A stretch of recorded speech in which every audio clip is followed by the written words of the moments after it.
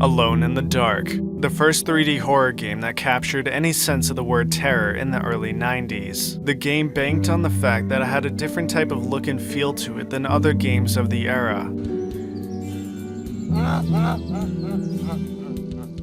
In modern terms, the game feels dated, but nonetheless, the staple of where horror games have originated from. We would never have had Resident Evil, Silent Hill, or any of the original survival horror games without this monumental piece of horror game history. Released in 1992 by Infogrames, the plot centers around a character that goes to uncover the mystery in an abandoned old mansion in the middle of the countryside. As the prologue states, a rich man had killed himself in the mansion, but no one knows why. You are then recruited to explore the mansion and discover the horrific entity that plagues the old house. The game starts off with you in the attic of the mansion with a little information on what you're actually looking for. Without warning, the game throws monsters at you and you must figure out how to survive. In today's terms, this isn't even close to scary gameplay, but playing it as a young kid in the early 90s with promises of horror, you most likely weren't disappointed. Because of the mechanics and game design, the action and movements of the monsters were creepy at best. Zombies, rat-looking creatures, ghosts, and even pirates make appearances in the game with the sole purpose none other than to kill you. You make your way through the mansion, solving puzzles and always looking over your shoulder. Inventory management is also a big part of the game and forces you to keep rearranging items or drop them. Most items are either weapons or materials used to solve puzzles in the game.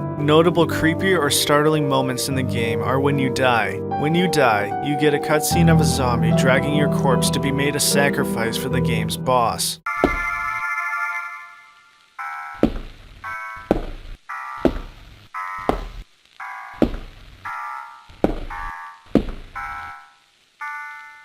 The final enemy and demonic entity that has control over the house is the only somewhat disturbing looking creature. To beat him, the player must throw their lantern into the monster and light him on fire. You must then escape the haunted mansion as it begins to tear itself apart. Other than poor mechanics, terrible platforming, and cartoony looking monsters, this game has been an overall fun game to play. The artwork and cutscenes were great graphics for 1992, especially in 3D, which was a new concept at the time. The fighting and shooting mechanics were also difficult to control, and half the time your weapon wasn't even reaching the opponent's hitbox. Even though the game may have been short, clunky with tank controls, and filled with weird creature animations, it was a necessary development for the horror gaming community in the early 90s. Alone in the Dark was a true masterpiece and way ahead of its time.